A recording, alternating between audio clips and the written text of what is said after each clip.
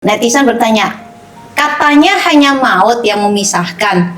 Kok bisa cerai? Terus itu ajaran siapa? Pakai ayat itu, laki gue kan berzina, gue boleh cerai dong. Tapi kenapa Tuhan ajarkan mengampuni 70 kali 7 kali? Bagaimana dengan pasangan ya yang mereka itu dalam keadaan yang sedang buruk hubungannya, apalagi maaf kata yang udah ada simpenan pelakor, yang selingkuh, ya ogah-ogah. Nah itu pasti perempuannya sakit ya, dia mengingat, aduh hari ini hari pernikahan gue lagi, laki gue selingkuh lagi, itu sakit ya. Aku sudah bercerai, aku bingung bagaimana cara untuk kembali. LGBT menikah karena kasih, maksudnya cinta ya, boleh nggak? Kan sekarang lagi marak ya LGBT ya, waduh marak banget emang, serius. Menikah karena kasih, boleh saya koreksi, itu bukan kasih dari Tuhan, tapi menurut saya hawa nafsu. Kalau kita bicara mengasihi, setiap kita lihat wanita yang cantik terus kita bilang kita mengasihi, bukan, itu menginginkan. Pertanyaan keempat, kalau kasus kekerasan rumah tangga sampai mengancam nyawa salah satunya, bagaimana ya? Buat istri nih, emang sulit mengampuni suami yang sering selingkuh? Bukan buat saya aja, kayaknya banyak wanita. Karena rata-rata memang istri itu, kalau yang saya lihat ya, susah bukan wanita aja, pria juga sulit, lebih sulit lagi mengampuni wanita yang selingkuh. Kenapa sih banyak suami setelah sukses lupa perjuangannya bersama istri? Pertanyaan berikutnya adalah, jadi bagusnya cerai atau mempertahankan tapi sakit? Setiap keluarga pasti punya cerita, tetapi pastikan cerita kita menjadi berkat dan inspirasi bagi banyak orang. Bersama Tuhan, kita pasti bisa. Halo Shalom semua sahabat keluarga Hati Ilahi, puji Tuhan kita berkumpul kembali di podcast kami Keluarga Hati Ilahi, di mana kami selalu berkomitmen untuk menceritakan kisah pernikahan rumah tangga yang dipulihkan, dan pastinya kita sampai hari ini tetap semangat untuk memberitakan kebaikan Tuhan dalam rumah tangga. Karena kalau rumah tangga itu ya ceritanya nggak ada habis-habisnya. Nah, saya bersama suami saya ya yang tercinta, yaitu saya dengan Edi. Shalom semuanya, apa kabar? Yes. Hari ini kita berdua aja karena kita hari ini lagi edisi spesial untuk selain kita mungkin ada sedikit mau menceritakan tentang kita sudah barusan merayakan hari pernikahan, Wedding anniversary kita yang ke-27. Puji Tuhan. Yes, 27 itu kayak orang kalau remaja ya. Enggak Bukan ya? Remaja, sudah dewasa. Dewasa ya. Saya umur 27 sudah layak nikah. Iya, betul. Mengingat 27 tahun bagaimana kami melewatinya, semuanya ya, itu kalau yang udah menikah ngerti deh, semuanya udah kita lewatin. Makanya kita bersyukur bisa sampai ada hari ini. Amin. Dan juga oleh kasih karunia Tuhan, kita terpanggil untuk mengadakan pelayanan rumah tangga. Betul. Khususnya lewat media podcast ini, kita bisa juga bersama-sama teman-teman yang lain yang memiliki cerita pernikahan yang dulunya hancur tapi Tuhan pulihkan, ya luar biasa. Dan juga kita dipercayakan untuk jiwa-jiwa yang terutama yang mereka yang mengalami pergumulan di dalam pernikahan yang kita layani. Yes. Dan kita juga bisa saling menguatkan satu sama lain. Betul, kita juga sangat bersuka cita lewat pelayanan ini. Kami banyak ya dipercayakan cerita-cerita dari konseli pria maupun wanita ya, yang mengalami rumah tangganya sedang di dalam badai yang hebat, dan mereka boleh terbuka cerita kepada kami, dan bagi kami itu juga menjadi suatu pembelajaran juga ya. Dan oleh rahmat Tuhan pastinya kita juga menolong mereka ya, memberikan insight, kekuatan. Betul. Buat mereka. Dan kita juga jadikan mereka itu sebagai sahabat di dalam Tuhan. Jadi dengan kita bikin semacam Zoom untuk semua pasutri dan juga pria dan wanita juga. Yes, kenapa kita menjadikan mereka sahabat? Karena supaya mereka itu bisa bebas bercerita ya. Mereka juga nyaman dengan kita, dan pastinya kita men-encourage mereka untuk mau datang kembali kepada Tuhan dan mengandalkan kekuatan Tuhan. Amin. Sebab banyak dari mereka yang mengalami masa rumah tangga, mereka itu sudah jauh dari Tuhan. Banyak yang seperti itu ya. Dan bahkan di tengah-tengah oleh badai pergumulan mereka sampai nggak percaya masih adakah Tuhan? Beneran nggak sih ada Tuhan? Sampai seperti itu. Betul. Tapi ya puji Tuhan lewat pelayanan podcast kami, banyak orang kemudian terpanggil untuk kembali percaya kepada Tuhan, bersandar kembali kepada Tuhan ya, dan mengandalkan Tuhan. Dan puji Tuhan ya, banyak dari mereka yang mulai hatinya dipulihkan. Betul. Ya, meskipun rumah tangga belum dipulihkan, yang penting kita selalu bilang kita dulu. Betul. Kita yang inisiatif. Bukan menuntut, tapi bukan harus tuntut menunggu diri pasangan kita. untuk benar dulu, tetapi Betul. kita dulu yang datang kepada Betul. Tuhan. Sebelum Teman-teman. kita jawab 13 Ya, pertanyaan. hari ini kita juga mau ada Q&A ya, karena Iya. kita menerima sebenarnya banyak ya, more Banyak. than 13, lebih Cuma dari kita 13. pilih Kita 13 pertanyaan mengingat waktu dan yang Iya. terbatas ya. Iya, nah kita juga akan usahakan untuk beberapa episode berikutnya, untuk beberapa kali kita bisa mengumpulkan Q&A dan kita akan coba menjawabnya ya dari netizen. Oke, silakan, apa yang mau ditambahkan mungkin sebelum kita masuk ke Q&A? Ya, sebelumnya kita memulai pertanyaan, saya mau nanya ya, menurut istriku, apakah seorang istri kalau dirayakan anniversary wedding itu bahagia gak? Aduh, kalau buat perempuan wanita ya, rasanya tuh kita tuh kayak dihargai, seneng banget gitu. Iya. Dan luar biasanya tuh kan, saya tahu setiap tahun kamu nggak pernah lupa memberikan buket bunga. Ya, selain buket bunga, iya adalah hadiah-hadiah lainnya ya. Tapi terutama buket bunga itu selalu datang on the day. Bahkan sekarang juga the day before lagi. Karena kita ada acara, jadi acara kalau nggak salah ibadah, makanya saya kirim sebelum hari H. Puji Tuhan, kamu tuh selalu ingat untuk ngirimin bunga buat saya ya. Dan juga kita pastinya ada dinner berdua ya, kita rayakan ya. Betul. Ya, thank you. Jadi kesimpulan penting ya, bukan soal hadiahnya, tetapi kita mengingat itu bisa aja dalam bentuk kata-kata kepada istri, ucapan, bisa juga ajak makan bersama, tidak perlu mewah, tapi sebuah peringatan akan pentingnya sebuah event. Menurut saya di dalam kehidupan pernikahan ada 3 tanggal yang saya harus selalu ingat. Pertama adalah hari ulang tahun istri saya, kedua adalah hari Valentine, ketiga adalah hari anniversary wedding. Nah, bagaimana nih teman-teman kalau setiap teman-teman yang sudah menikah khususnya ya, setiap tahunnya pasti ada tanggal pernikahan ya. Bagaimana teman-teman, apakah ada merayakan, dan bagaimana teman-teman tuh melewati pernikahan, tanggal pernikahan Anda. Mungkin ada teman-teman, mungkin ada yang nggak merayakan mungkin ya, tapi juga ada yang merayakan. Yang penting kita sih encourage dirayakan ya. Ya, minimal ucapan atau makan bersama, kan pasti tiap hari Ya, makan betul. bersama di rumah dong. Yes. Nah, makan masalah sesuatu kesukaan pasangan, makan bersama dan ucapkan. Terutama paling penting pas sebelum bangun. Ya. Jadi pasangan lagi tidur diucapkan Jadi bisikan di sebenarnya, telinga. jadi sebenarnya untuk merayakan pernikahan itu kan tidak terpaku untuk keadaan ekonomi, betul ya? Betul. Karena mengucapkan aja udah bagi istri tuh merasa disanjung. Betul. Dan kalau sesusah-susahnya kita bisa lah kemana gitu, jalan berdua untuk merekatkan kembali, mengingat kembali apa sih arti pernikahan mereka, betul? Betul. Itu Yes. salah satu yang kita ajarkan ke setiap pasangan, bahwa kunci untuk membangun sebuah keintiman di dalam pernikahan yaitu harus mengingat hal-hal penting apa yang disukai oleh pasangan. Iya.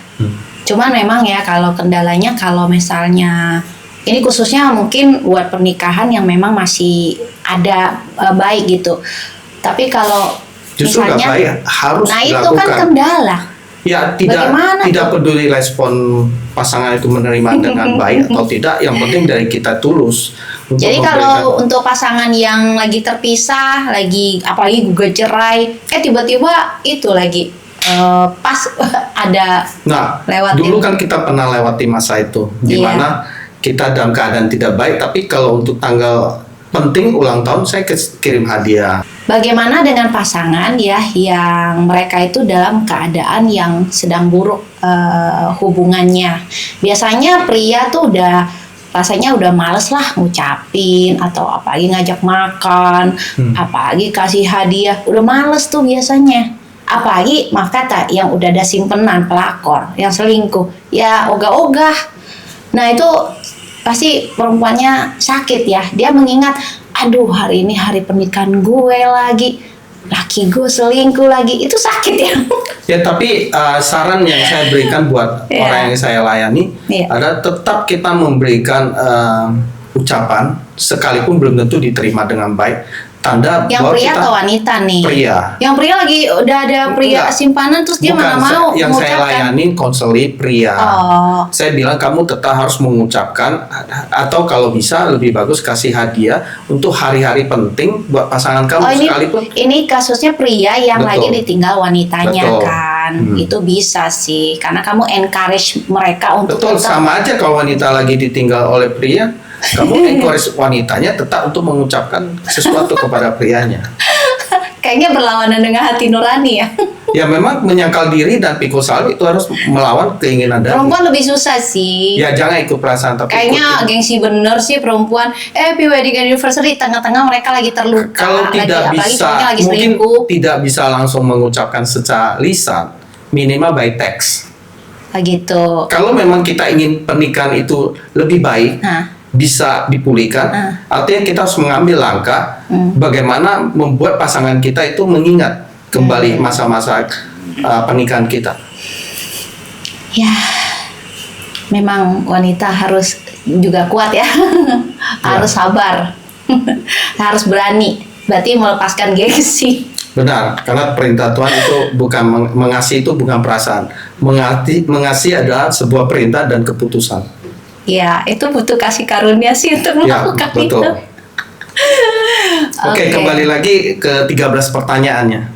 Mungkin dari istri. Tapi sebentar dulu, saya lagi pengen mengenai wedding anniversary nih ya.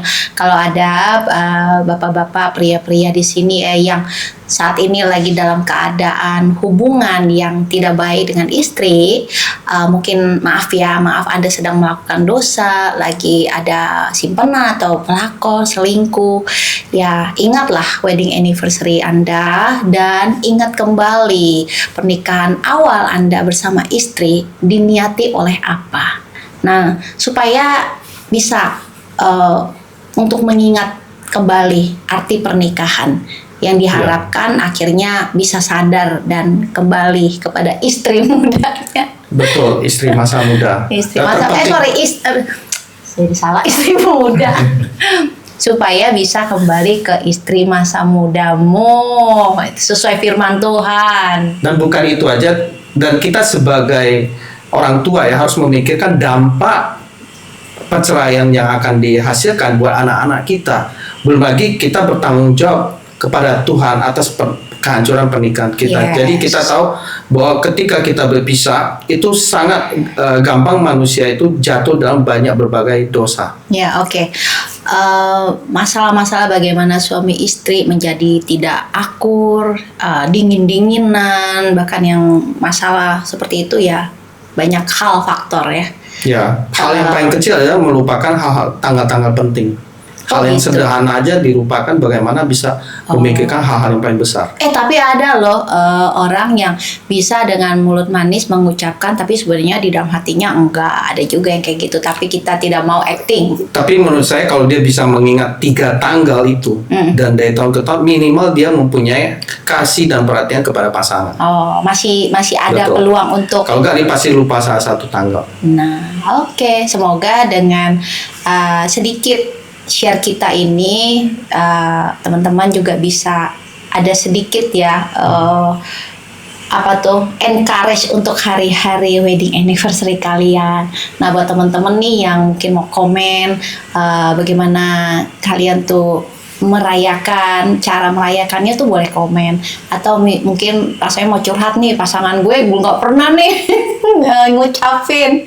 Silakan komen bebas supaya kita juga mau tahu nih bagaimana sih gereja Tuhan dalam menanggapi merayakan wedding anniversary masing-masing. Kita juga pengen tahu ya. Ya penting. Kita tentu sebagai anak Tuhan, tiap tahun kita merayakan hari Paskah. Bukankah itu sudah berlalu, tapi kita peringati. Bagaimana dengan pasangan kita yang masih hidup, kita tidak peringati. Jadi menurut saya itu adalah sebuah bentuk perhatian. Walaupun manusia itu bisa sekali kadang-kadang lupa, tapi menurut saya nggak mungkin kita merupakan 3 tanggal sekaligus. Oke, kita mau masuk ke pertanyaan pertama nih ya. 1, netizen bertanya, katanya hanya maut yang memisahkan, kok bisa cerai? Terus itu ajaran siapa? Nah, ini kayaknya kalau menurut aku nih netizen yang non Kristen deh kayaknya. Kayaknya dia kayak counter banyak, dia melihat banyak orang Kristen kan pada cerai nih. Terus dia nanya ajaran siapa lah? Siapa yang ngajar? Yang pasti di dalam ajaran Bible, Alkitab yang kita baca, Tuhan menyatakan jelas apa yang dipersatukan oleh Allah tidak boleh diceraikan oleh manusia kecuali maut. Artinya titik, tidak ada koma, tidak ada perceraian. Nah, kenapa bisa terjadi perceraian? Ya, karena orang itu tidak taat. Apapun alasannya, kalau misalnya sudah tidak cocok, ya wanita dan pria itu pada umumnya sifat itu pasti bertolak belakang. Maka Tuhan menyatakan kalau pernikahan itu mau disatukan, itu butuh kasih Kristus. Artinya apa? Kasih yang mengalah, kasih yang mau mengampuni supaya bisa menyatukan kembali. Iya, betul. Jadi kalau ada yang bertanya, kenapa ya di Kristen itu malah banyak perceraian? Padahal firman Tuhan jelas-jelas berkata, Tuhan membenci perceraian. Jadi sebenarnya firman Tuhan itu ya dan amin dan indah untuk mengatur kita hidup kita umatnya dalam hubungan yang dalam harmonis. Banyak hal menurut saya iya kedamaian. Betul. Tetapi kalau orang tidak melakukannya berarti kan balik kepada individunya. Betul. Tidak bisa disalahkan ajaran ini ajaran itu, dan saya percaya semua pasti tahu ajaran Tuhan Yesus itu tidak menyarankan perceraian. Jika ada berarti itu balik kepada orang itu sendiri mau taat apa tidak. Ya, seperti apa yang Tuhan Yesus katakan kepada muridnya ketika murid bertanya, kenapa pada zaman Musa boleh diizinkan bercerai? Apa jawaban Yesus? Karena ketegaran hatimu Musa mengizinkan kamu menceraikan. Artinya Musa itu manusia yang mengizinkan. Pada prinsipnya Tuhan tetap tidak mengizinkan. Karena firman Tuhan tidak berubah dari dulu, sekarang, sampai selamanya. Ya, kalau saya bisa bayangkan ya saat itu Musa, kita bisa bayangkan kenapa dia sampai bilang ini karena kekerasan hatimu kan. Jadi saya bisa bayangkan tuh dia kayak didesak oleh para pasangan-pasangan pasutri yang mau bercerai, dan dia kayak mungkin ditekan kali ya, mengalami tekanan sosial kali ya. Jadi dia mungkin stres daripada nih orang ribut-ribut pusing ya. Udahlah terserah deh kamu deh. Yang penting ini tanggung jawab kamu mungkin ya. Iya, ya itu kembali ke berarti ketegaran hati orang yang tetap bercerai. Pada awalnya Tuhan bilang sejak semula tidaklah demikian. Tapi kalau boleh saya sarankan, kalau Pak Musa ya, Nabi Musa ada di sini, kalau bisa aku ngomong, Pak jangan dong. Seberapapun Anda ditekan, lebih bagus balik kepada firman Tuhan. Jangan mengizinkan perceraian sih. Betul. Akhirnya diizinkan sampai sekarang kan ribet tuh. Jadi dipakai kan untuk orang-orang Kristen pada umumnya gitu. Dipakai loh. Akhirnya itu dibolehin. Karena di firman Tuhan kan berkata kecuali oleh berzina. Nah akhirnya ditangkap kan. Itu juga sebenarnya kita harus ngerti konteksnya secara keseluruhan. Kenapa Tuhan memakai kata kecuali. Itu bukan melegalkan perceraian sebetulnya. Iya, tapi kan kalau pasangan selingkuh akhirnya kan tuh pakai ayat itu, laki gue kan berzina, gue boleh cerai dong. Tapi kenapa Tuhan ajarkan mengampuni 70 kali 7 kali? Nah, artinya tidak boleh ada perceraian. Kecuali karena zina, artinya konteks yang dipakai dalam bahasa itu, pengertian saya adalah kalau orang diceraikan, artinya kita membuat istri kita berzina. Kecuali memang dari awal istrinya sudah berzina. Paham nggak? Bukan artinya melegalkan perceraian. Itu salah diambil sepotong sehingga oh ya kecuali karena zina kita boleh cerai. Menurut saya pada awalnya tidak boleh bercerai. Iya, iya, saya percaya ya, firman Tuhan itu kalau ada bilang mengampuni itu termasuk sebenarnya, termasuk kalau pasangan berselingkuh pun ya ampunin. Betul, kan. 70 kali 7 kali. Artinya kalau Tuhan bilang 70 kali 7 kali dibatasi apa yang boleh diampuni, apa yang tidak. Mungkin kita tahu, oh yang berzina nggak diampuni. Ternyata kan Tuhan tidak menulis konteks apapun dosa itu harus diampuni. Iya, meskipun ya kalau bicara lagi wanitanya tuh bilang, saya udah nggak kuat, saya udah nggak bisa, saya ampunin tapi saya udah nggak kuat, udah saya pisah aja. Ada yang kayak begitu. Dan perempuannya emang nggak menikah lagi, prianya juga kalau nggak salah, saya barusan kemarin aku dengar prianya juga nggak menikah lagi, tapi kan kita nggak tahu apakah dia dibalik itu Betul. menghibur dirinya dengan perempuan-perempuan, kita kan nggak tahu ya. Itu kan di dalam firman Tuhan wanita itu akhirnya minta cerai karena udah nggak tahan diselingkuhin terus kan, gitu. Ya menurut saya berpisah sementara nggak apa-apa. Nggak, buat apa untuk bercerai?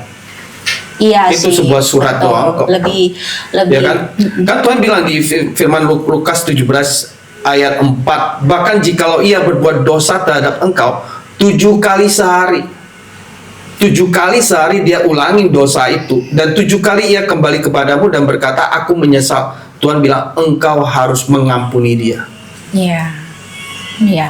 Jelas ya. Jadi firman Tuhan itu kasih itu adalah mengorbankan diri kita sendiri. Kalaupun ada wanita yang anggap dia udah nggak tahan dan dia benar-benar akhirnya mungkin cerai gitu ya, dan dia hidup damai dan memang ada yang memang sampai tua pun tidak menikah perempuan ini. Nah, menurut saya wanita ini, menurut saya ya, ini orang yang meskipun ya disayangkan juga ya sampai cerai. Kan kata kamu jangan cerai dulu, pisah sementara disarankan. Memang idealnya sih seperti itu ya. Tapi kalau sampai dia bercerai dan kemudian dia tidak menikah sampai tua, dia hanya menghabiskan waktu untuk menjaga anak-anaknya sampai besar, atau dia bekerja secara nggak menikah lagi lah, nggak berpacaran lagi. Menurut saya itu masih bisa, saya respect. Ada ya beberapa yang wanita. Ya masalahnya ketika kita memutuskan cerai, kita nggak tahu seberapa kuat kita bertahan tetap single, itu satu. Kedua, perceraian itu bukan masalah orang tua aja. Perceraian itu juga melukai hati anak selain hati Tuhan. Jadi apapun alasannya, saya tidak membenarkan terjadi perceraian. Iya, dan masalahnya apalagi kalau perempuannya misalnya muda, cantik ya kan, itu kayaknya agak susah juga ya bertahan dalam kesendirian sampai tua. Kita tidak pernah bisa rata-rata sih ada nanti gangguan lagi, godaan lagi, menikah yang kedua kali dia bilangnya jodoh dari Tuhan. Iya, menurut saya manusia yang berkata dia kuat, dia tidak akan jatuh, itu adalah manusia yang sombong. Sombong ya. Betul. Oh, iya. Padahal kita dia tidak merasa pernah dia bakal kuat nih, kita tidak pernah tahu aku kekuatan buat anak-anak aja hidupku. Betul. Ya kan, tapi kan ternyata kan kayaknya kebanyakan yang akhirnya menikah kedua kali. Betul. Ya. Nah sekarang saya kasih pertanyaan kedua nih. Oke. Aku sudah bercerai, aku bingung bagaimana cara untuk kembali. Udah cerai bingung, wah kalau ini aku yang jawab. Buktinya saya bisa. Saya nggak bingung ya, kalau secara singkat nggak bingung. Kenapa? Kembali lagi di waktu saya udah bercerai ya, saya tuh datang terus sama Tuhan loh. Di tengah-tengah saya sudah tidak sama suami 2 tahun ya, saya tuh terus mencari teman-teman di dalam Tuhan, dan saya tuh terus berdoa, bersimpuh dan mendekatkan diri sama Tuhan. Dan doa saya itu tuh bukan yang kayak biasa, tapi saya selalu doa tuh kita sisipkan introspeksi diri, itu penting. Ya, jadi di tengah-tengah saya bercerai 2 tahun itu sama suami tuh, saya selalu introspeksi diri. Jadi Tuhan membimbing, akhirnya singkat cerita, kalau teman-teman ada yang mungkin udah pernah dengar kesaksian bagaimana saya mendapatkan penglihatan di mana tembok merah hancur, dan tiba-tiba saat itu juga hati saya dipulihkan. Dan memang saya percaya kalau saya bisa dapat kasih karunia, pasti banyak orang, teman-teman juga bisa. Kepahitan yang dari dulu kepada suami sampai kenapa bercerai, tapi kalau waktu Tuhan sudah intervensi, itu kepahitannya bisa hilang loh. Dan dari situ kemudian saya jujur kan sama kamu nih, penglihatan aku nih, aku mau pulih lagi sama kamu. Amin. Itu saya buang gengsi kan saya. Ya. Nah intinya gengsi ya. Berarti kesimpulannya adalah pertama cari Tuhan, terus kedua dikelilingin orang yang cinta Tuhan, ketiga merendahkan ego. Ya. Artinya kerendahan hati, dan keempat kita introspeksi diri. Yes. Betul ya? Jadi artinya tidak ada yang mustahil bagi Tuhan untuk mempersatukan pernikahan yang sudah bercerai. Bahkan kita ada podcast seorang pasangan yang sudah ditinggalkan suami 10 tahun ya, dengan selingkuhannya akhirnya bisa pulih kembali. Iya, tapi waktu itu dia nggak cerai sih Ya, tapi kasusnya. ditinggalkan 10 tahun. Biasanya kan 10 tahun itu waktu yang cukup panjang. Ya, pokoknya intinya ada juga gini loh, orang udah melakukan kebaikan, misalnya kayak istrinya udah merendahkan hati, dia mungkin mau kembali kepada suami yang diceraikan atau mungkin sebaliknya. Tapi jangan patah arang kalau misalnya kita melihat pasangan kita masih nggak mau terima kita ya, Betul. atau bahkan udah mengambil keputusan menikah lagi, ya itu udah repot, Betul. punya anak lagi. Wah, tapi di satu sisi pasangan rindu pengen kembali lagi, seperti orang bilang udah nasi udah jadi bubur. Nah, ya itu balik lagi ke kasih karunia sih ya. Tapi sekali lagi bagi Tuhan tidak ada yang mustahil. Orang yang hidup bisa mati, orang yang mati juga Tuhan bisa bangkitkan. Artinya tidak ada yang mustahil bagi Tuhan. Enggak, masalahnya kalau udah berkeluarga. Berkeluarga, kalau ya kan misalkan- nggak mungkin diceraiin di sononya. Betul. Tapi kalau sana yang meninggal, Ya masa harapin meninggal, bukan kasihan meninggal, juga. tapi pekerjaan Tuhan itu di luar dari batas logika. Iya, tapi Iya kan? kalau memang udah keadaannya begitu, saya sih selalu sarankan tetap tinggal di dalam Tuhan, tetap bertahan dalam Tuhan, tetap berdoa yang terbaik, pasti Tuhan berikan, dan tetap berdamai sama keluarga baru si Betul. suami dong, jangan malah benci, kesel, Betul. nggak ada untungnya juga ya. Jadi intinya kalau kita bersama Tuhan, pasti Tuhan kasih kekuatan dan jalan keluar ya yang terbaik. Betul. Oke, next question. Nomor 3. Wah, seru nih nomor 3. Kalau LGBT menikah karena kasih, maksudnya cinta, ya, boleh nggak? Kan sekarang lagi marak ya LGBT ya. Waduh, marak banget emang. Serius. Ini Indonesia aja mulai kayak mentolerir LGBT. Jangan sampai deh kayak Amerika. Gimana nih? Ya, Tuhan menciptakan hanya 2 gender, pria dan wanita. Di luar itu bukan karyanya Tuhan. Adalah penyimpangan manusia. Nah, kalau bicara LGBT menikah karena kasih, boleh saya koreksi, itu bukan kasih dari Tuhan, tapi menurut saya hawa nafsu. Kalau kita bicara mengasihi, setiap kita lihat wanita yang cantik terus kita bilang kita mengasihi, bukan, itu menginginkan. Maka Tuhan bilang, jika engkau memandang wanita dan engkau menginginkan dalam hatinya, engkau sudah berzina. Nanti Pak, bedakan kasih yang Tuhan ajarkan itu adalah kasih yang tulus. Bisa kita mengasihi orang tanpa harus bersama dia, tanpa memiliki dia, tanpa menikah. Tapi kalau yang kasih LGBT kan mereka mau menikah. Artinya mereka mau memiliki, tinggal dalam satu rumah, dan terjadi sesuatu persetubuhan yang tidak wajar. Di mana Tuhan berkata di firman Tuhan, kan mereka menggantikan kemuliaan Allah yang tidak fana dengan gambaran yang mirip dengan manusia fana, burung-burung, binatang-binatang yang berkaki 4 atau binatang-binatang yang menjalar. Karena itu Allah menyalahkan mereka kepada keinginan hati mereka akan kecemaran, sehingga mereka saling mencemarkan tubuh mereka, sebab mereka menggantikan kebenaran Allah dengan dusta dan memuji dan menyembah makhluk dengan merupakan penciptanya dan harus dipuji selama-lamanya. Karena itu Allah menyerahkan mereka kepada hawa nafsu yang memalukan, sebab istri-istri mereka menggantikan persetubuhan yang wajar dengan yang tak wajar. Demikian juga suami-suami meninggalkan persetubuhan yang wajar dengan istri mereka dan menyala-nyala dalam bilahi mereka seorang terhadap yang lain, sehingga mereka melakukan kemesuman laki-laki dengan laki-laki. Dan karena itu mereka menerima dalam diri mereka balasan yang setimpal untuk kesesatan mereka. Jadi di dalam firman Tuhan jelas bahwa suami-suami meninggalkan persetubuhan yang wajar dengan istri, dan mereka laki-laki dengan laki, maka itu adalah kesesatan bagi Tuhan. Ya, itu sesat. Jadi banyak kita juga menemukan kasus yang mendengar sendiri orang Kristen loh, menikah dengan bicaranya atas dasar cinta. Padahal itu suami orang, dia udah cerai, dia merasa dia lebih mencintai wanita yang dia temui. Demikian sebaliknya, dia merasa kalau aku sama istri aku kok kayaknya nggak terlalu cocok gitu. Kalau yang ini kok cocok banget, aku lebih cinta sama dia. Nah, artinya dia mengatasnamakan bahwa ini jodoh nih dari Tuhan. Berarti ini salah nih jodohnya. Nah, seperti itu. Nah, jadi kita bisa kesimpulan sebenarnya tidak setiap pernikahan itu adalah benar. Betul ya, bisa kita simpulkan dong. Karena kan banyak orang yang LGBT Jadi menikah pernikahan atas dasar cinta, udah sejenis lagi itu adalah juga melanggar menikah perintah Tuhan. dengan pria lain, wanita lain yang diceraikan. Dia bilangnya atas nama dasar cinta. Berarti kan kita bisa kesimpulan nggak semua pernikahan benar.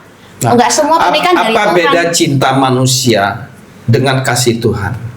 Cinta manusia itu bisa berubah karena mengandalkan perasaan. Seperti hari ini saya ketemu dengan istri, masa muda saya mencintai, terus seiring waktu cinta saya berubah, saya mencintai wanita lain. Itu ada cinta yang dibuat oleh hati, perasaan, berdasarkan hati dan perasaan manusia. Tetapi kalau kasih Tuhan adalah sebuah ketetapan di dalam hati yang tetap mengasihi, tidak akan pernah berubah. Dan mengasihinya cara Tuhan adalah tidak mengukur ada untung dan ruginya. Itulah kasih Tuhan yang tulus. Artinya kalau kita mengasihi kepada pasangan, sekalipun sampai keriput, sampai dia tua, sampai dia bongkok, kita tetap mengasihi dia. Sekalipun di luar sana ada pilihan yang lebih baik. Betul. Makanya itu yang saya percaya. Kalau cinta yang didasarkan kasih Kristus itu tidak akan mengenal namanya musim. Kalau lagi kesel, gue benci, gue ceraiin. Kamu selingkuh, saya nggak ampunin. Nah, itu saya percaya bukan kasih yang berdasarkan Kristus. Betul. Karena kasih yang berdasarkan Kristus yang seperti tadi, ada firman-firman di dalamnya, ada pengampunan, ada kesetiaan. 1 Korintus 13 ayat 4 sampai 7. Kasih itu definisinya ada di situ. Yes. Jadi saya bisa simpulkan di dalam kasih Kristus ada pengampunan, ada kesetiaan yang tadi dibilang, ya kan? Ada kelemah lembutan. Apapun keadaan, kan dibilang suka dan duka kita lewatin bersama, betul. Tapi kan kebanyakan orang hanya kalau sukanya doang bersama, kalau udah duka, udah sebel, split up. Jadi kadang-kadang, apalagi nih pasangan Kristen juga, saya percaya cuma lip service di depan pendeta yang mengucapkan janji nikah. Kan suka duka bersama, tapi kenyataannya mengikuti hawa nafsu. Iya, jadi itulah sangat disayangkan. Sebenarnya semua orang bisa gagal di situ sih. Cuman balik lagi, kita mau gak pernikahan kita didasarkan oleh Kristus. Nah, menjawab lagi tadi, kalau pernikahan LGBT ya itu kita sebagai orang Kristen bilang itu tidak berdasarkan firman Tuhan. Ya, yes. Yang pastinya Kristen tidak merekomen dan tidak melegalkan. Nah, seperti itu. Oke, kita pertanyaan keempat.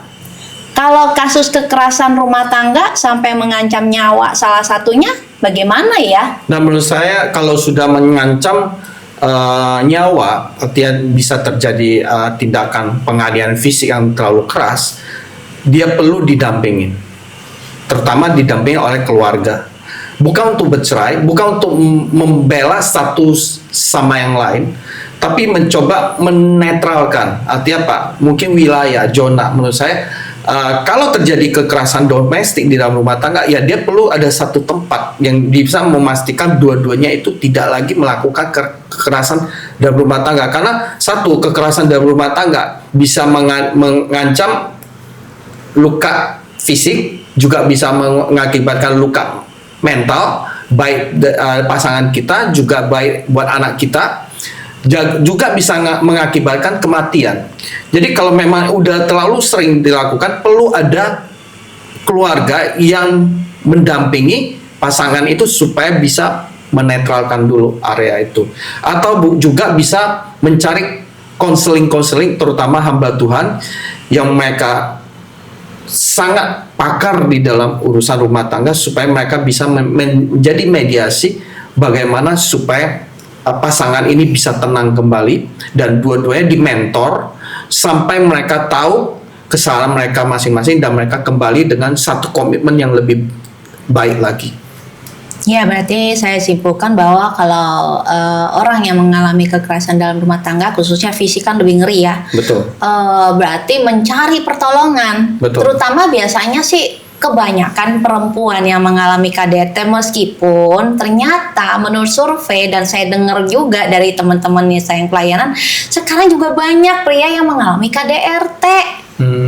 Iya, jadi bukan perempuan aja loh. Cuman bedanya kalau perempuan itu kan mulutnya lebih vokal. Ya, cuma satu hal saya ingat. Dan kedua, kalau pria itu dia biasanya diam. Sekalipun ada tuh adegan-adegan di Instagram, saya juga lihat prianya ditabok, dijambak, ada yang kayak gitu. Cuman kalau pria itu kan tidak seperti wanita vokal, cerita kemana-mana. Kalau pria lebih tanggung sendiri. Makanya sebenarnya jadi kasus KDRT pria itu jarang diketahui. Dan juga kedua, gengsi kali ya. Biasanya kan pria kan malu, gue ditabok lu sama perempuan. Tapi ya memang kan? kalau jumlah persentase wanita yang Lebih banyak. dianiaya sampai Iya. meninggal, itu jumlahnya jauh lebih besar. banyak, betul. Nah, menurut saya kita juga harus punya hikmat. Kalau kita mencari orang yang bisa menetralkan, itu artinya orang yang tidak membela satu sama lain atau mengompori sehingga rumah tangga kita itu bukan tambah lebih baik, tambah kacau. Maka kita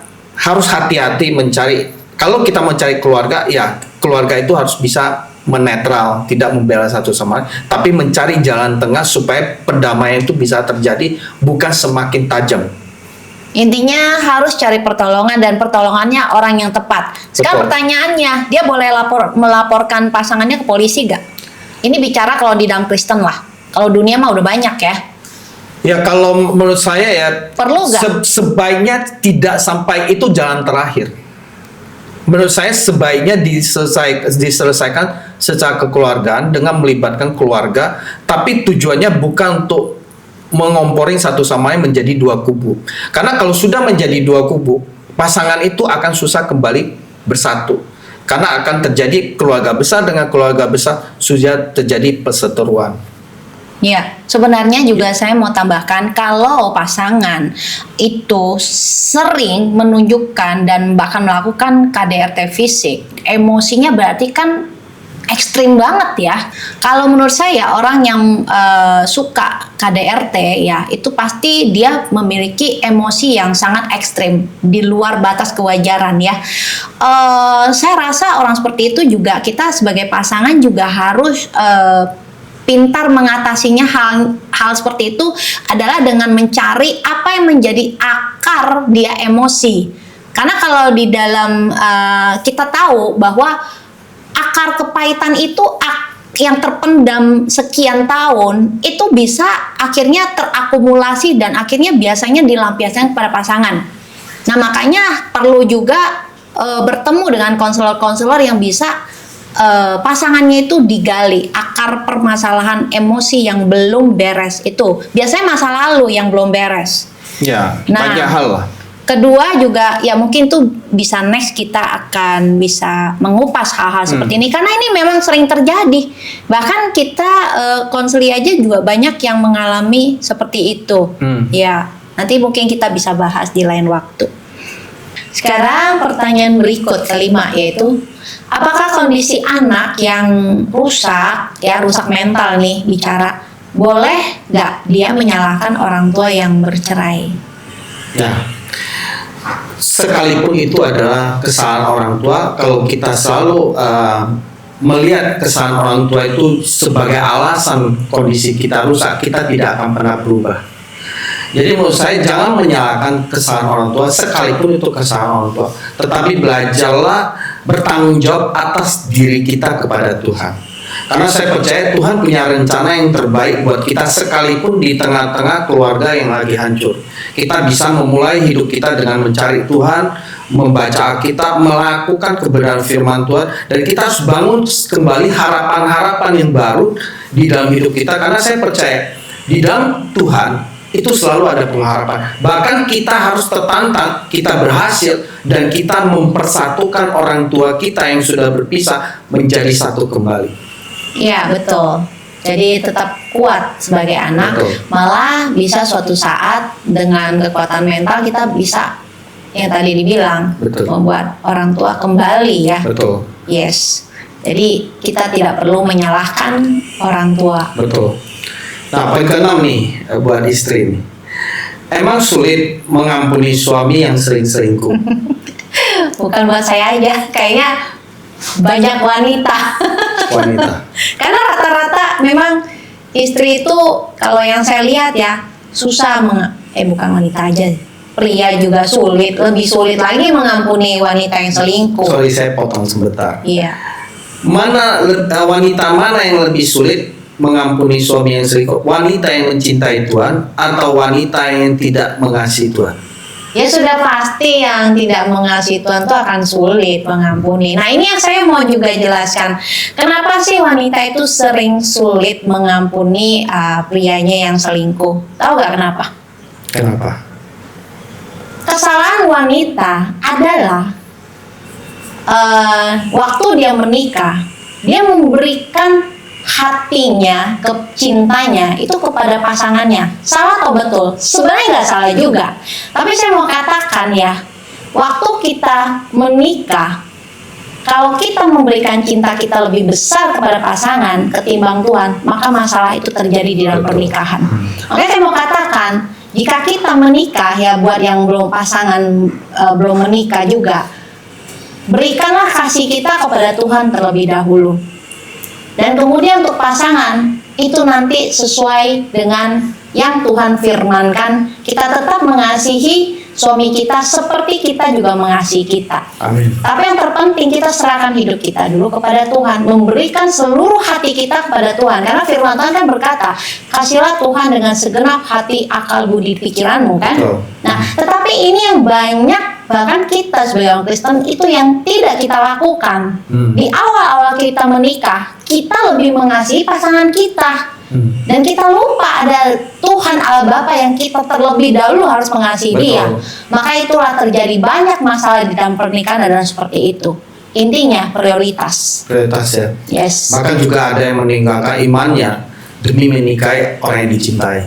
Saya percaya kalau wanita yang memprioritaskan Tuhan, mengasihi Tuhan, kemudian baru hukum kedua yang sama dengan itu, maka saya percaya rumah tangga itu akan selalu rukun dan harmonis. Ya, seperti itu. Jadi saya bisa simpulkan sebenarnya balik lagi, kalau kita terus terikat sama Tuhan, maka nggak akan susah kita mengampuni suami yang selingkuh atau Betul. melakukan dosa. Ini ada apapun. ayat firmannya sih. Di 1 Yohanes 5 ayat 3, sebab inilah kasih kepada Allah, yaitu bahwa kita menuruti perintah-perintahnya. Perintah-perintahnya itu tidak berat. Kalau kita mengasihi Tuhan, maka perintahnya Tuhan tidak berat. Betul. Jadi kalau waktu kita sudah terlebih dahulu mengasihi Tuhan, maka apapun pasangan kita punya dosa salah, kita sudah tidak terlalu baper. Karena kita tahu hubungan kita dengan Tuhan tuh udah terbentuk. Kita tuh nggak akan mengalami kesakitan yang seperti dulu saya belum dekat sama Tuhan. Karena selalu ada Tuhan yang dekat sama kita. Amin. Nah itu sih kesimpulan yang bisa saya berikan. Luar biasa. Yes. Nah, pertanyaan berikut. Yang ketujuh ya. Betul. Bagaimana dengan suami yang selalu fitnah istri, selalu menghakimi istri, selalu mempermalukan istri di hadapan orang lain? Sulit banget untuk memaafkan dan setiap tahun suami selalu berbuat kesalahan. Ini kayaknya suaminya udah sifat ya yang kayak merendahkan orang, apalagi istri ya. Kayaknya udah Ya. sifat. Saya juga ada sering melihat kasus seperti itu loh. Ya. Bagaimana tuh? Menurut saya, pertama kembali lagi andalkan Tuhan. Siapa? Istrinya harus andalkan Tuhan, Oke. supaya tetap bisa mengasihi dan mengampuni suaminya yang berkelakuan seperti itu, memfitnah, menghakimi, mempermalukan dia di hadapan orang lain. Dia harus datang ke Tuhan, selalu memberi pengampunan. Kedua, setelah mengampuni, dia harus mendoakan suaminya. Ya, mendoakan suaminya supaya dia menjadi suami yang cinta Tuhan. Bukan mengasihi dia dulu, suami yang mencintai Tuhan. Supaya ketika suami mencintai Tuhan, suami takut akan Tuhan. Saya percaya semua karakter yang tidak baik akan diubah oleh Tuhan. Nah, ketiga, seorang istri seperti yang dikatakan di 1 Petrus 3 ayat 1, demikian juga kamu hai istri-istri, tunduklah kepada suamimu, supaya jika ada di antara mereka yang tidak taat kepada firman, mereka juga tanpa perkataan dimenangkan oleh kelakuan istrinya. Nah, pertanyaan saya, ketika suami berkelakuan tidak baik, apakah istri tetap memberikan perlakuan yang terbaik? Seorang istri melayani suami. Itu yang sulit. Nah, sulit karena tidak andalkan Tuhan. Tadi kan pertama saya andalkan Tuhan. Masalahnya dia udah dilukai nama prianya, kan terluka, ya kan. Dan kalau dituntut, iya tetap harus melayani, tetap harus mencintai. Nah, itu tantangannya. Nah, makanya banyak wanita akhirnya babak belur, memilih selingkuh aja gue, biar gue dapat kasih sayang dari pria. Abis nih laki nyakitin gue mulu. Nah, itu yang dijadikan alasan. Atau kedua, dia menghibur diri dengan belanja, shopping, dan lain sebagainya, atau sosialita, atau bahkan hal-hal negatif lainnya. Nah, itu kalau menurut saya itu justru balik lagi, memang dia berarti intinya ya dia mengandalkan kekuatan sendiri, hikmat sendiri. Dan lucunya itu wanita-wanita yang masih seperti itu tuh berarti dia membiarkan dirinya di dalam luka. Menurut saya sih seperti itu. Luka dia pegang terus. Yes. Mestinya luka itu kan tidak nyaman. Luka itu kan sesuatu beban di dalam hati kita. Kita tidak bisa bersukacita, kita tidak bisa mengalami kebahagiaan karena kita megang luka itu. Nah, datanglah kepada Tuhan yang bisa memulihkan luka itu. Dan di Mazmur 34 ayat 19, Tuhan itu dekat kepada orang-orang yang patah hati dan Ia menyelamatkan orang-orang yang remuk jiwanya. Dan kita ingat di Matius 11 ayat 28, marilah datang kepadaku semua yang letih lesu dan beban berat, aku akan memberikan engkau kelegaan. Dan wanita yang misalnya dia memegang luka itu dan sering saya melihat wanita tuh udah pasrah, dilukain terus dan dia tidak bisa apa-apa. Bahkan yaitu kalau kesalahannya tidak datang kepada Tuhan, ya kenapa? Karena kadang-kadang gini loh, orang sulit dalam keadaan terluka dia datang kepada Tuhan. Menurut saya itu dia self pityness, tahu kan, roh mengasihani diri. Betul. Nah, dia merasa dirinya tuh paling kasihan, dan Tuhan tuh seperti kayak nggak menjawab doa-doanya, itu akhirnya juga membuat dia makin terluka dan kecewa. Nah, menurut saya itu juga salah ya kalau seperti itu mindsetnya. Harus kita punya daya juang sih menurut saya. Perempuan itu, wanita itu harus punya daya juang untuk bangkit dari masalah, dari luka itu. Karena banyak yang saya lihat tertidur ya. Berjuanglah bersama Tuhan. Ingat apa yang dikatakan Paulus di Filipi 4 ayat 13, segala perkara dapat kutanggung di dalam Dia. Dia itu adalah Tuhan yang memberikan kekuatan.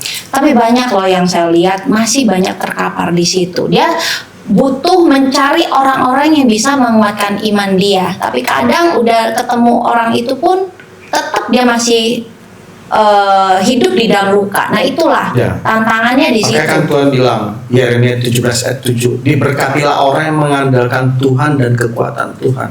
Tapi Yeremia 17 ayat 5 dikatakan, terkutuklah orang yang mengandalkan kekuatannya sendiri dan hatinya yang menjauh daripada Tuhan. Saya rasa perempuan yang selalu asik dengan lukanya dan dia tidak mau bangkit selain dia mengasihani dirinya, dia juga, saya ada lihat juga dia tidak bisa menghargai dirinya. Nah, ini menjadi satu topik tersendiri sih. Betul. Dia merasa dirinya memang gak berharga, dia layak diperlakukan begitu sama suami. Dia merasa oh ya udah, gue emang begini nasib gue, Tuhan juga nggak tolong, emang hidup gue kayaknya begini. Nah, itu yang begitu. Jadi kayaknya nanti kita bisa bikin satu topik untuk berbicara bahwa kita itu berharga, wanita itu berharga. Kita adalah identitas, kita adalah anak Allah, segambar serupa dengan Allah, yang dimana Tuhan sudah mati buat kita supaya mengembalikan kemuliaan Tuhan kepada kita sebagai anak. Betul, makanya banyak camp-camp gereja ya yang di dalam materinya itu selalu tidak pernah skip, yaitu apa, sesi gambar diri. Betul. Nah, kita lihat banyak waktu di sesi itu memang banyak orang mengalami pemulihan gambar diri karena terluka. Yes, karena dari luka. Makanya kesimpulannya adalah untuk wanita-wanita yang terluka oleh perlakuan suaminya, mari datang ke gereja setempat lokal atau konselor yang bisa untuk pemulihan gambar diri. Betul. Ya, saat gambar dirinya pulih di hadapan Tuhan, makanya saya percaya dia bisa bangkit dari Betul. masalah itu. Bukan lagi apa kata orang tentang Bukan kita, lagi merasa menjadi tapi korban. apa kata Tuhan tentang Yes, dan akhirnya dia bisa bangkit dari luka Amin. itu dan bahkan bisa mengampuni suaminya. kita. Ya. Yes. Oke. Ya, sekarang poin ke-8 ya. Jika pernikahan beda agama, bisa gak perempuan Kristen, laki-laki agama lain, dan pemberkatan tetap dilakukan di Kristen, tapi calon suami tetap pada kepercayaan yang lama, apakah diperbolehkan? Kalau saya sih, kalau kita beda agama, repot ya. Bagaimana menyembah Tuhan yang satu, menyembahnya Tuhannya caranya beda, kita bahkan kadang-kadang ada Tuhannya beda lagi kalau yang ekstrim agamanya ya toh. Nah, ada yang misalnya dia tahu menyembah Tuhan yang sama, sama lah Tuhan juga sama. Iya. Ya dia berpikir, tapi caranya beda, tempat ibadahnya juga beda. Betul, beda keyakinan. Masalahnya kan gini, nanti kan jadi menjalani prinsip pernikahan pun jadi beda pandangan. Betul. Meskipun memang ada beberapa kasus tetap akur-akur aja sih, ada. Ya, ya bisa aja mempertahankan aku, tapi tidak ideal menurut saya. Karena kita ini kan membangun satu rumah tangga itu kan membangun kebersamaan, kesatuan hati, ya kan. Dan juga kita ini kan mau membawa anak kita itu bukan hanya sekedar akur-akur aja, tapi membawa identitas buat anak kita kepada jalannya Tuhan. Ya kalau mikir anak, berarti kan dia nggak mikir tentang anak juga dia bilang udah terserah, agama kan sama Dan kedua aja. juga kalau dia menjalankan pernikahan diberkati di dalam Kristen, tapi setelah itu mereka kembali ke kepercayaan masing. Saya merasa ini mencobai Tuhan, mempermainkan Tuhan, di mana dianggap supaya dapat pemberkatan, ya udah setelah itu selesai. Dan juga apa yang dikatakan firman Tuhan, kita apapun kembali ke firman Tuhan, 2 Korintus 6 ayat 14, janganlah kamu merupakan pasangan yang tidak seimbang dengan orang-orang yang tak percaya, sebab persamaan apakah terdapat antara kebenaran dan kedurhakaan, atau bagaimana terang dapat bersatu dengan gelap. Iya.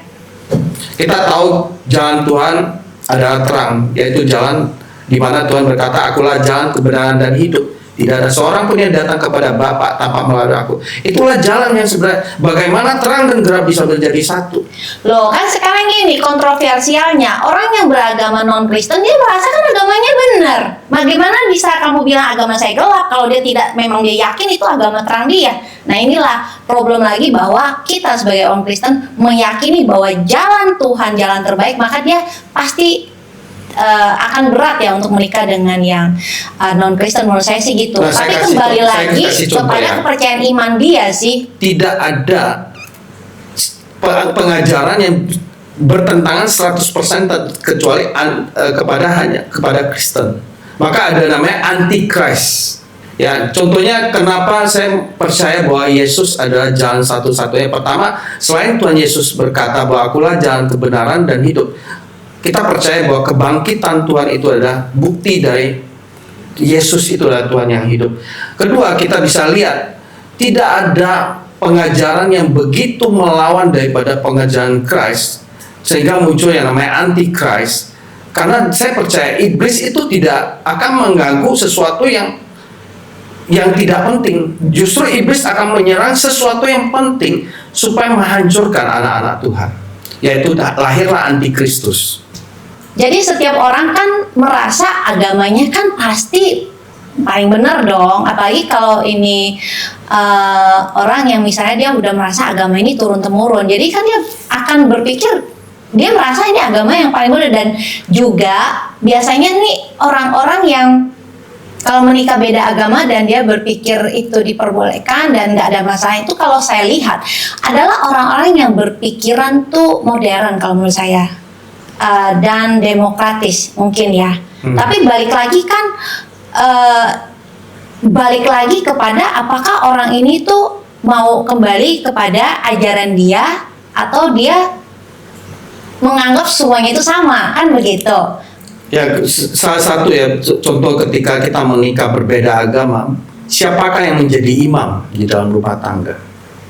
Padahal di dalam sebuah rumah tangga itu butuh yang namanya kepala. Betul sih. Kepala itu adalah yang memimpin seluruh anggota keluarga yang kepada Tuhan. Benar. Itu imam. Nah, imam apa yang dibentuk dengan beda kepercayaan? Benar. Bagaimana satu Setuju. orang pergi ke satu tempat ibadah, yang satu pergi ke ibadah yang lain?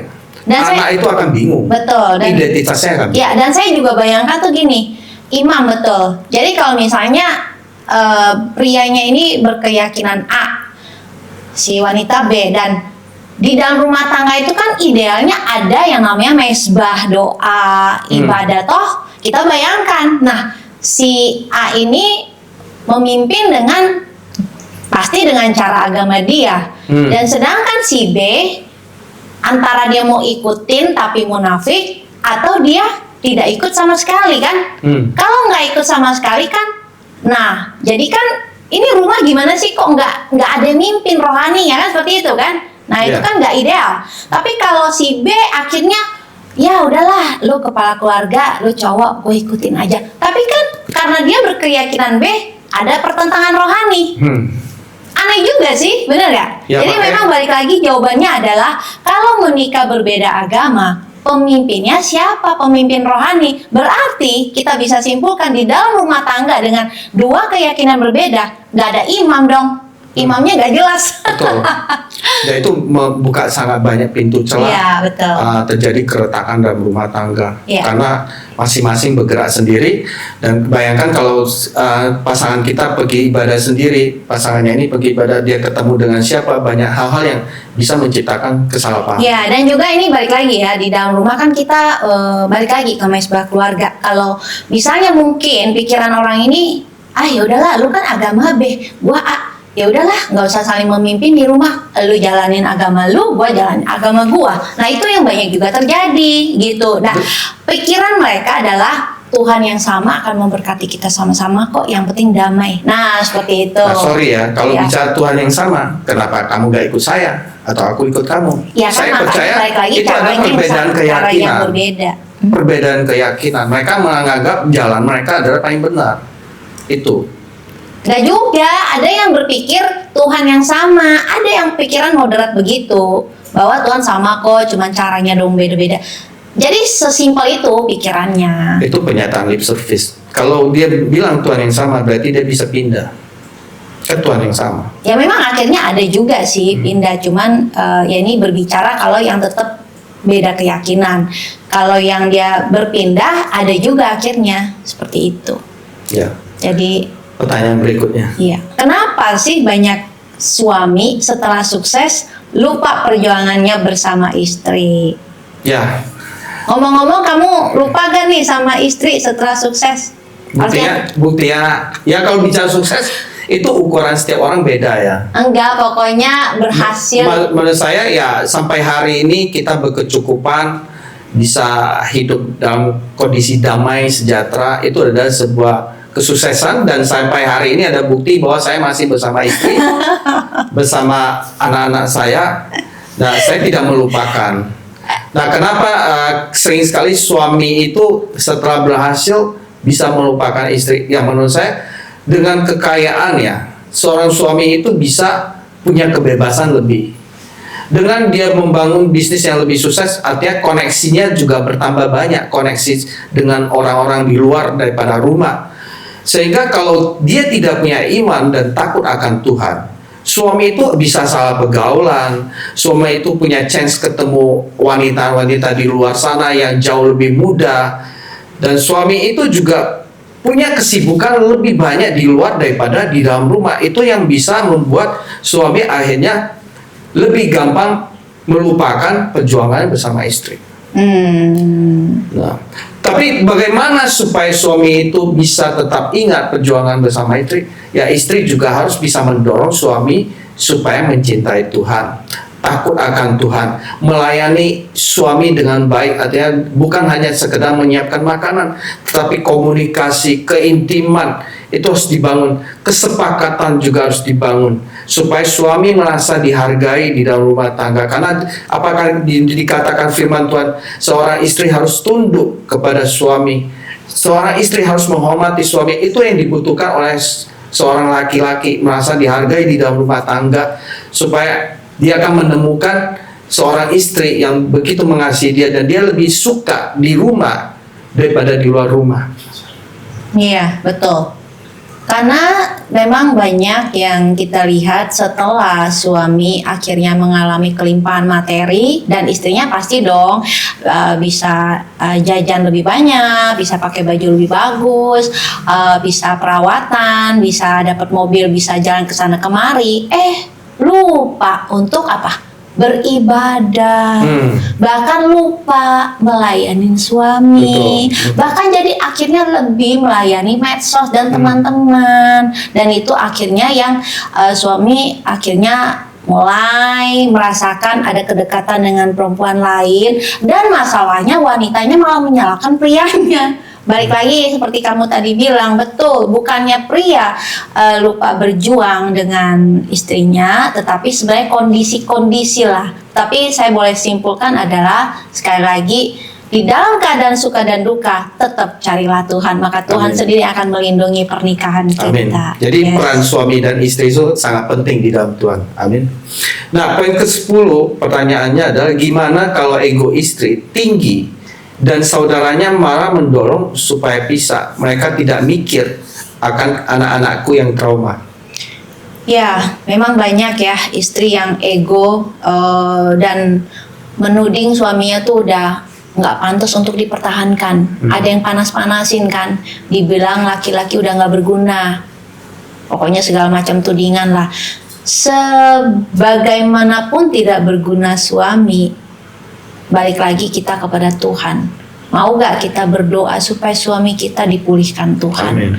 Nah, jika ego, namanya aja udah ego, kan gak bagus ya berarti ya. Kita harus sadar bahwa pernikahan ini kan inisiatif kita berdua, dan juga anak ya, itu kan milik berdua, karena kan dibikinnya sama-sama toh. Yang milikin kan harusnya berdua. Nah, ini yang sering saya juga sangat tidak menyukai, pasangan yang bercerai, berpisah, terus rebutan anak. Saya nggak suka. Emangnya kirain pizza bisa dibelah dua dapat sama-sama? Kan anak kan.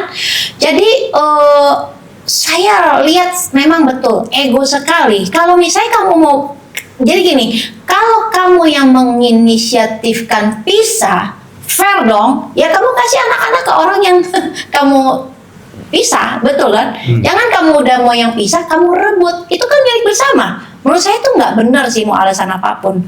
Kecuali suaminya memang KDRT atau apa ya? Itu pun tidak boleh bisa. Tapi pisah. maksud saya, ya jangan pisah. Maksudnya ambil anak, tapi tinggal pisah sementara. Tapi bukan untuk bercerai. Kan untuk mengamankan mereka dan anak-anak. Kan ada kasus begitu. Bapak suka mukul anak dan istri kan. Mau nggak mau dia mau pisah kan. Ya boleh ambil, tapi dengan tujuan untuk mengamankan. Ya saya nggak sarankan cerai sih, gimana pun. Karena kan saya percaya, karena kita percaya ada Tuhan yang bisa memulihkan keadaan. Jadi menurut saya sih kembali lagi kepada Tuhan, dan sadar bahwa anak itu milik berdua. Jangan ngambil. Ya, ini pertanyaan kan dari seorang laki ya, gimana kalau ego istri saya tinggi? Pertanyaan saya, apakah ego prianya juga tinggi atau tidak? Kalau dia bilang dia tidak tinggi, ya dia harus bisa mengalah Iya. buat istrinya. Kedua juga, dengan dia mengalah, dia mengambil hati istrinya lagi. Ketika hatinya diambil oleh suami, dia akan lebih dengar suaminya daripada saudaranya yang mendorong dia pisah. Betul, betul. Oh iya, kalau dia bilang ego istri, ya berarti ini kan suami ya yang bilang ya. Memang banyak orang kalau udah nggak cocok satu sama lain, itu pasti biasanya apa? Tangan itu menuding orang ya. Betul. Padahal 3 jari kepada diri. Nah, menurut saya ini adalah masalah klasik, di mana kalau suami istri itu bertengkar, ribut, konflik, itu yang selalu disalahkan pasangan. Tapi dia lupa menyalahkan kesalahan dia sendiri. Iya, oke. Seperti itu. Next question. Aku korban dari orang tua. Dari kecil sering lihat orang tua berantem dan main tangan. Sekarang Orang tua saya cerai dan saat ini saya sudah 24 tahun, traumanya masih ke bawah sampai sekarang. Tiap lihat pasangan berantem, langsung badan jadi lemes dan gemeteran jantung. Ini lihat pasangan maksudnya pasangan dia atau pasangan orang lain? Bisa aja orang lain berantem. Oke, pokoknya atau siapa juga aja siapapun berantem. yang dia Oke. lihat bertengkar di depan dia langsung lemes dan jantungnya dedekan. Oke, silakan. Gimana tuh? Ya pertama, orang yang mengalami trauma dia harus mencari pemulihan ya di dalam jiwa dia, cari kepada Tuhan, didoakan supaya dia lepas dari trauma dan dia juga harus bisa mengampuni orang tuanya. Dan kalau dia saat ini sudah usianya cukup dewasa 24 tahun, dia cobalah bisa mempersatukan orang tuanya kembali dengan kasih Kristus, dengan membawa orang tuanya ke gereja, dengan menginjil kepada orang tuanya, menyampaikan kebenarannya. Siapa tahu orang tuanya yang dulunya tidak akur bisa damai, bisa bersatu kembali, itu yang jauh lebih baik. Yes, oke. Nah, yang pertanyaan berikutnya. Pertanyaan berikutnya adalah, jadi bagusnya cerai atau mempertahankan tapi sakit? Wanita itu memang pasti kalau mau cerai pisah ya, itu pasti alasannya rata-rata sakit. Nah itu yang tadi saya di poin sebelumnya bilang bahwa perempuan itu banyak seperti menyimpan luka itu. Dia sepertinya suka berada di dalam luka itu. Ya, bagaimana bisa kalau mempertahankan bertahan dengan sakit pasti nggak enak banget. Nah, bagaimana kita itu bisa keluar dari rasa sakit itu? Kebanyakan dia berpikir, dia mencari orang lain untuk menyembuhkan luka dia. Dan ternyata pasangan berikutnya nggak lebih baik dari pasangan dia sebelumnya. Luka itu makin ternganga lebar. Nah, kembali lagi kita tahu bahwa Tuhan itu kan pemulih. Tuhan Yesus itu pemulih. Nah, kenapa kita ini kalau tahu ada Tuhan, kenapa kita nggak kembali mencari Tuhan yang bisa memulihkan hati kita? Lucunya, kenapa kita mencari pemulihan luka batin kepada orang lain? Yang pastinya manusia itu punya keterbatasan, ya. Nah, jadi kembali kita harus ingat bahwa kita punya Tuhan Yesus. Tuhan Yesus itu pemulih. Luka apapun dia bisa sembuhkan, ya. Jadi kalau misalnya kita datang sama dia konsisten, memiliki komunitas yang selalu mengarahkan ke pemulihan, saya percaya luka itu bisa sembuh. Sekalipun tiap hari dia disakitin lagi. Saya pernah bilang sama salah satu adik rohani yang mengalami terus dikasarin, dilukai ya. Saya ajarkan dia untuk datang kepada Tuhan di dalam doa. Alamin hadirat Tuhan yang bisa memulihkan luka-luka kamu selama belasan tahun diselingkuhi pria. Biasanya kan wanita itu luka biasanya diselingkuhi. Terus datang sama Tuhan, terus dia tanya lagi, ya udah sembuh besoknya dilukain lagi, gimana Bu? Ya saya bilang datang lagi kepada Tuhan. Memang itulah sampai mujizat terjadi, Tuhan memulihkan pasangan kamu. Jadi kamu dulu yang datang kepada Tuhan. Nah akhirnya puji Tuhan setelah dilayani beberapa bulan dia mengalami perubahan yang signifikan karena dia ternyata lebih mengalami rasa damai bersama Tuhan, seperti itu. Ya, oke. Pertanyaan berikutnya. Pertanyaan berikut ya dan terakhir ya. Bagaimana dengan saya yang masih punya ortu nggak cerai tapi ribut tiap hari? Heboh kalau berkelahi. Waduh, ini sering kita lihat dan dengar. Gimana nih? Ini menarik. Nah, ini sebagai orang tua ini boleh menjadi perhatian. Kalau seorang anak dia akan stres kalau orang tuanya itu di dalam rumah tangga ribut terus. Iya. Itu akan membuat anak itu terganggu dampak mentalnya, psikologinya dan kebahagiaan anak itu sendiri. Iya. Nah, saran saya kalau kita sebagai anak yang punya orang tua yang gak cerai tapi ribut setiap hari, menurut saya ya kita sebagai anak juga harus turut mendoakan orang tua kita. Kedua, berusaha bawa komunikasi kepada orang tua, menceritakan tentang kebaikan Tuhan, kemurahan Tuhan. Nah, ketiga, menurut saya di dalam rumah itu harus banyak di setel lagu-lagu rohani. Biar mau ribut juga terjadi senang sekalipun ya. itu tidak jamin tidak akan terjadi ribut, tetapi lagu rohani itu membawa damai. Iya, iya, Nah, iya. keempat, kalau bisa di dalam rumah tangga yang penuh dengan keributan, diadakanlah mesbah. Nah, kalau memang orang tua yang tidak mau mesbah, coba ajak teman-teman komsel. Oh iya. Datang ke rumah, bikin Betul. pujian penyembahan. Dan lama-lama kalau bisa, orang tuanya diajak masuk di dalam komsel. Nah, saya percaya anak yang cinta Tuhan mempersatukan kembali orang tuanya Yes. yang berantem. Amin. Itulah gunanya kita. Komunitas. Tuhan berkata, Engkau adalah terang dan garam. Yes. Tidak berbicara umur. Kalau kita mengikut Tuhan, kita bisa menjadi terang dan garam, kita bisa berdampak di mana kita berada. Termasuk bahkan keluarga inti. Amin. Ya. Ya. Jangan kita berdampak di orang lain, tapi keluarga inti sendiri kita tidak layani, karena banyak loh yang seperti itu. Ya. Dan berarti saya kesimpulan lagi, anak yang di dalam kondisi itu cari komunitas di dalam Tuhan. Amin. Karena hanya komunitas di dalam Tuhan yang mengarahkan pemulihan keluarga, jalan-jalan yang baik. Amin. Amin. Yes. Dan kita mau mengingatkan para teman-teman ya, jika yang mau sharing cerita Anda, baik tentang pernikahan atau pertemanan mungkin ya, pergaulan yang dia merasa dia pengen pergaulan di dalam Tuhan, dan juga masalah apapun ya, bisa sharing kepada kami ya, di kolom komentar ataupun DM kepada kami. Dan kami berdua ya pamit undur diri. Terima kasih untuk semua yang sudah menonton dan viewer setia kami. Dan kami ingin pamit undur diri ya. Semoga video ini memberkati dan menguatkan saudara semua. Tuhan Yesus memberkati. Setiap keluarga pasti punya cerita, tetapi pastikan cerita kita menjadi berkat dan inspirasi bagi banyak orang. Bersama Tuhan, kita pasti bisa.